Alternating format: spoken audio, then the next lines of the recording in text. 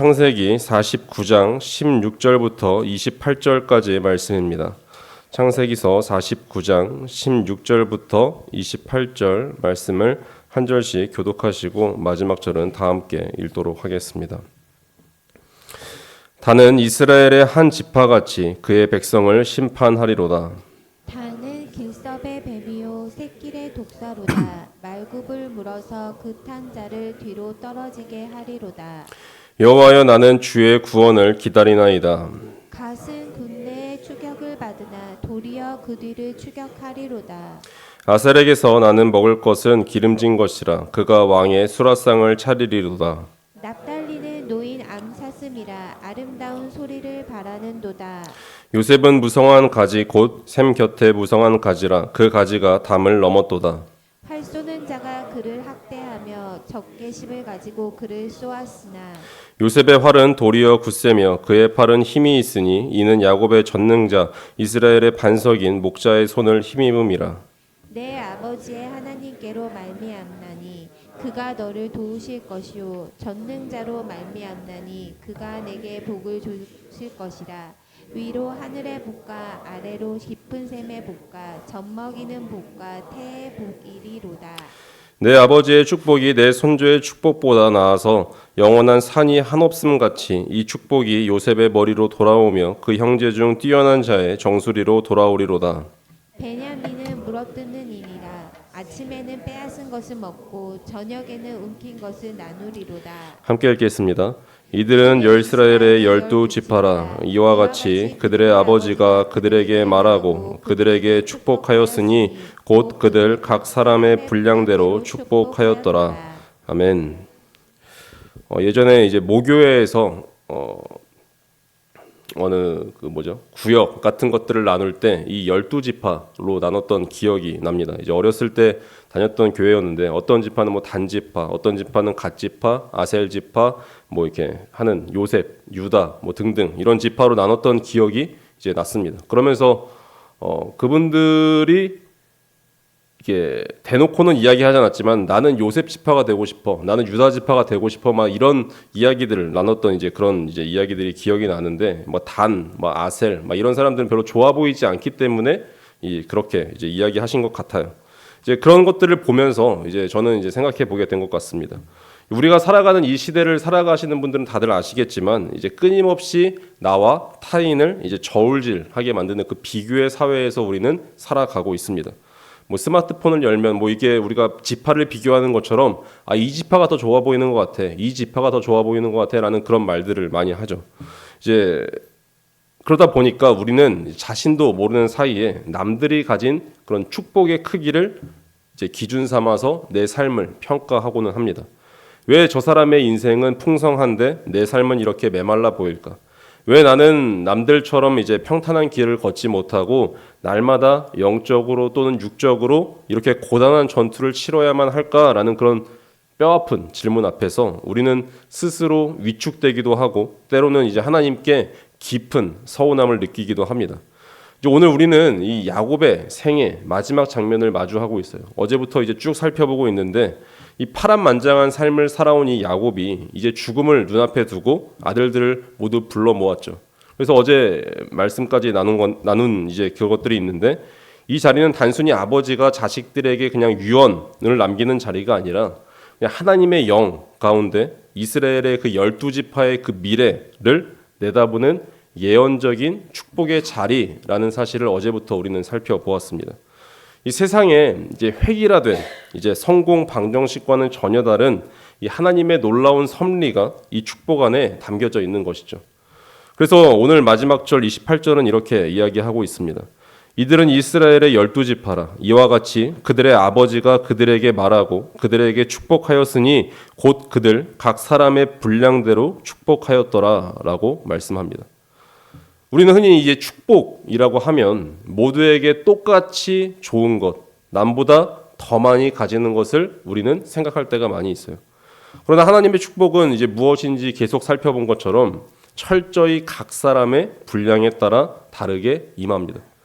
어떤 지파는 심판자의 권위를 받고 어떤 지파는 풍성한 식탁을 또 어떤 지파는 용맹한 전사의 기계를 약속받습니다. 우리는 남과 비교하느라 미처 보지 못했던 그 내 삶을 향한 하나님의 고유한 축복의 그 분량이 무엇인지 오늘 말씀을 통해 한번 살펴보고자 합니다. 첫 번째로 오늘 말씀은 16절에서 단이라는 그 지파를 살펴봅니다.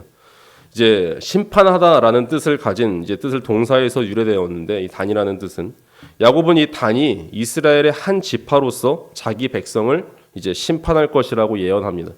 그런데 흥미로운 비유가 등장하죠. 단을 들섭의 뱀, 새길의 독사라고 부릅니다. 이것은 단 지파가 이제 비록 숫자가 적고 위치는 노출되어 위기에 이제 처할지라도 이 강력한 원수들에게 당당히 위협을 가하고 대항하는 능력을 갖추게 될 것이다라는 것을 의미하고 있어요. 실제로 단지파에서 나온 삼손이라는 사람은 혼자서도 이제 블레셋 대군을 상대하는 능력을 보여주었습니다. 그런데 야곱은 이 단에 대한 증언을 하다가 갑자기 하나님께 기도하고 있죠. 18절입니다. 여호와여 나는 주의 구원을 기다리나이다라고 합니다. 갑자기 뜬금없이 기도하고 있어요. 이제 제가 주석들을 찾아보니까 이제 야곱이 생존을 위협받을 그 단의 상황을 예견하면서 잠시 그냥 호흡을 가다듬고 하나님의 도우심을 간구한 것으로 이렇게 해석을 많이 하더라고요. 어쨌든 우리 삶도 마찬가지가 아닐까요? 내세울 것 없는 그 조건이나 연약한 그 건강 때문에 세상의 길섭으로 밀려난 것 같을 때가 우리는 종종 경험을 합니다. 그럴 때 우리의 무능함을 탓하는 대신에 붙들어야 할 것은 오직 하나 주의 구원이라는 사실을 우리는 다시 한번 새길 수 있습니다. 성경에서 구원, 이 예슈아라는 이 단어가 처음 등장하는 이 대목은 연약한 우리에게 하나님의 은총이 임하기를 바라는 간절한 호소를 담고 있는 것이죠. 그리고 갓지파에 대해서 또 이야기합니다. 갓지파는 이런 복을 받습니다. 19절 말씀입니다. 군대의 추격을 받으나 도리어 그 뒤를 추격하리로다 라고 이야기합니다. 이게 축복일까라고 생각을 했었어요. 그런데 이 갓지파가 정착한 이 요단강 동편은 암몬, 모압, 아람 등 이 외세의 침략이 잦은 곳이 이 갓지파가 있는 곳이었어요. 그들은 끊임없이 공격당하는 그 고단한 삶을 살겠지만 결코 패배하지 않고 역습하여 승리하는 용맹한 용사들이 될 것이라는 이제 축복입니다. 우리가 또 삶에서 적용해 보면 끊임없이 실적이 비교되는 직장 생활을 하시는 분들이 계시고 매일 생존을 고민해야 하는 사업터의 현실, 또한 각자의 삶의 자리에서 눈물과 어떤 고통으로 기도하시는 분들이 있습니다. 억울하게 승진에 누락이 됐다든지 예상치 못한 그 거래처에서 위기를 만난다든지 삶의 자리에서 이 군대의 추격을 우리가 삶에서 맞았을 때 세상의 편법에 기대어 무너지면 안 된다라고 말씀하고 있는 겁니다. 눈물로 기도의 자리를 지켜내어 마침내 하나님의 방법으로 위기를 돌파하는 그 역전의 주인공이 되기를 바라는 이 갓지파의 축복이 우리에게도 적용이 됩니다. 성도의 삶은 고난이 없는 삶이 아니라 고난을 뚫고 역전하는 삶이기 때문에 그렇습니다. 그리고 아셀 지파의 이제 축복을 살펴보면 이 아셀 지파는 20절에서 이야기하는 것처럼 이스라엘에서 가장 기름진 옥토를 차지할 것이라는 예언을 받습니다. 이 갈릴리 호수 서쪽에 이제 고원을 차지한 그들은 땅의 소산물을 마음껏 누리고 왕의 식탁에 올릴 만큼 귀한 음식을 생산하게 될 것입니다. 이것은 하나님께서 우리의 삶의 물질적인 필요와 풍요를 채워주시는 공급자라는 사실을 다시 한번 이야기합니다. 더 나아가 자신에게 주어진 그 물질적 여유나 이제 특별한 재능을 개인의 안일함을 위해서만 쓰지 않는 삶을 또 의미하고 있는 것이죠. 이제 보이지 않는 곳에서 봉사, 섬김, 또한 소외된 이웃을 대접하는 일을 이제 자신의 것을 아낌없이 내어놓아 이제 영적인 왕의 식탁을 차려내는 이제 복된 인생을 이야기하는 이 아셀 지파의 말씀입니다. 그리고 납달리 20절에서 이야기합니다. 이 납달리는 노인, 암사슴으로 비유되고 있어요. 이제 구속되지 않은 자유와 민첩함 그리고 풍요를 의미합니다. 이 암사슴처럼 산을 뛰어다니는 이 활기찬 생명력과 함께 아름다운 소리를 이제 바라는 복을 받았습니다. 이것은 공동체 안에서 기쁨과 찬양을 전하는 자가 될 것을 이제 의미하고 있어요. 우리가 속한 이제 샘모임을 한번 떠올려 보십시오. 모두가 이제 삶의 팍팍함을 토로하고 불평하는 그런 삶 가운데 있는데 이 노인 암사슴과 같이 납달리와 같이 이제 영적인 자유함을 가지고 이 모임의 분위기를 긍정적으로 이제 반전시키시는 분들이 종종 계시죠. 이제 남을 험담하기보다 이제 감사와 격려의 아름다운 소리로 이제 공동체의 생기를 불어넣는 이 아름다운 축복을 가진 사람들이 납달리와 같은 사람들이 아닐까요? 그리고 이제 야곱에 대해서는 이야기합니다. 이제 가장 사랑하는 아들 이제 요셉에게 이제 축복의 정점을 쏟아놓고 있어요. 요셉에 대한 축복은 이 유다의 어제 살펴본 유다의 복과 맞먹을 정도로 길고 장엄합니다. 22절 말씀인데 요셉은 무성한 가지 곧 샘 곁에 무성한 가지라 그 가지가 담을 넘었도다. 다들 아시다시피 샘 곁에 심긴 나무는 가뭄에도 마르지 않습니다. 충분한 물을 공급받아서 담을 넘을 정도로 번성합니다. 이것은 요셉의 자손들이 영토를 넓히고 번영할 것이다 라는 그런 것을 뜻하고 있죠. 그러나 이 번영 뒤에는 처절한 공격이 있었죠. 활 쏘는 자들이 요셉을 학대하고 적개심으로 쏘았습니다. 이 요셉의 인생 자체에 우리가 살펴보신 것 같이 형들의 미움, 보디발 아내의 유혹, 감옥 생활 등 끊임없는 화살 세례와 같았어요. 직장이나 가정 안에서 오랜 기간 이제 부당한 오해와 관계의 단절로 깊은 상처를 받으신 분들이 계실 것입니다. 그러나 이 요셉의 활은 도리어 굳세고 그의 팔은 힘이 있었습니다. 그 비결이 무엇일까요? 본문은 하나님을 세 가지 이름으로 부릅니다. 목자이신 하나님, 평생 양을 쳤던 야곱은 하나님이 요셉을 돌보시는 참 목자임을 고백합니다. 그리고 두 번째로 반석이신 하나님, 흔들리지 않는 굳건함을 뜻하고 있죠. 그리고 전능자이신 하나님, 매우 큰 힘을 지닌 전능하신 하나님을 의미합니다. 그런 거로 요셉이 강했던 것이 아니죠. 전능하신 하나님의 손이 이 요셉의 손을 붙들고 계셨기에 그는 무너지지 않았습니다. 억울한 화살 같은 상처 속에서도 쓴뿌리를 품고 원망하는 대신에 이스라엘의 반석이신 이 목자를 의지하며 묵묵히 자리를 지켜나갈 때 그 인내의 열매는 결국 굳게 닫힌 마음의 담을 넘어 흘러가게 될 것입니다. 야곱은 요셉에게 계속 축복합니다. 위로 하늘의 복, 아래로 깊은 샘의 복, 그리고 젖먹이는 복과 태의 복을 빌어주고 있어요. 특히 야곱은 자신의 축복이 조상들의 축복보다 더 나아서 요셉에게 영원한 상과 같은 그런 복이 임하기를 원합니다. 고난을 견뎌낸 이 요셉에게 하나님은 형제 중 가장 뛰어난 자의 영광을 주셨습니다. 마지막 막내 베냐민의 축복을 또 마지막으로 살펴보겠습니다. 물어뜯는 이리라고 이야기합니다. 이리는 다들 아시다시피 용맹한 전사를 상징하죠. 베냐민 지파는 훗날 이스라엘의 역사에서 용감한 용사들로 이름을 떨칩니다. 그래서 27절에 이렇게 이야기해요.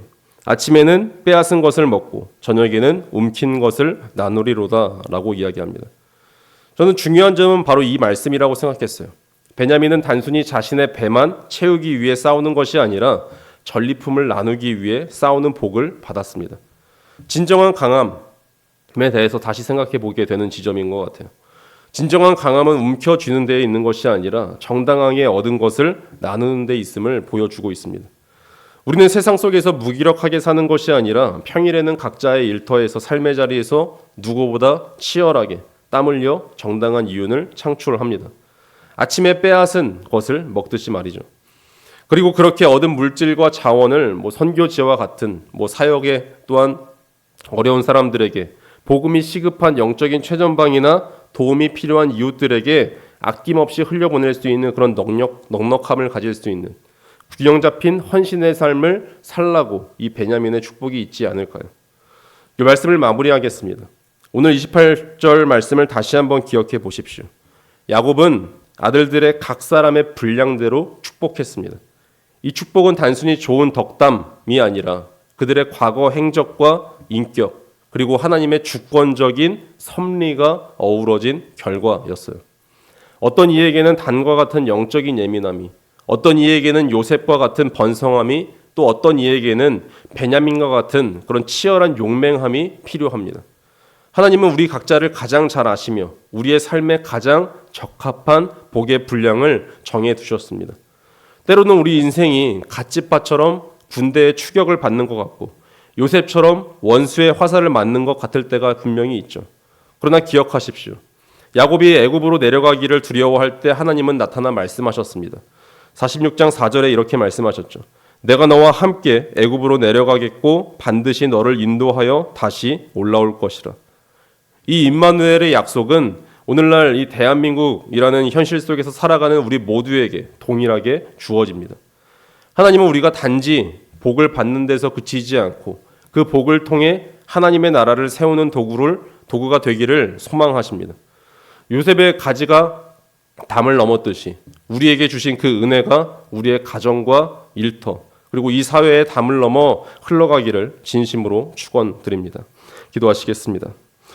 사랑과 은혜가 풍성하신 하나님 아버지, 오늘 야곱의 축복의 예언을 통해 우리 각 사람의 인생을 향한 하나님의 세밀한 섭리와 계획을 깨닫게 하시니 감사드립니다.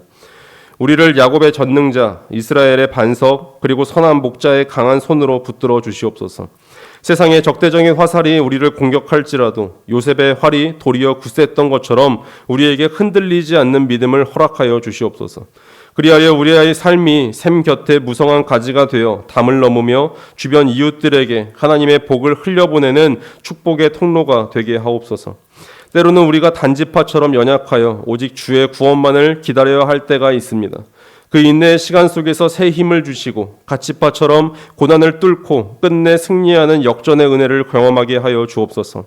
또한 아셀의 풍성함과 납달리의 기쁨을 우리의 가정에 허락하시고 베냐민처럼 얻은 것을 기꺼이 나누는 넉넉한 성숙함 또한 우리에게 부어 주시옵소서. 내가 너와 함께 내려가겠고 반드시 너를 인도하여 다시 올라오리라 약속하신 그 임마누엘의 하나님, 대한민국이라는 이 치열한 현실 속에서 살아가는 우리 성도님들의 삶의 자리를 붙잡아 주시고 그곳에서 하나님의 나라를 세우는 거룩한 도구가 되기를 간절히 소망합니다. 우리 각자에게 주신 그 복의 분량을 감사히 누리며 오늘 하루도 주님과 동행하게 하여 주옵소서. 우리의 참 목자 되신 예수 그리스도의 이름으로 기도드립니다. 아멘.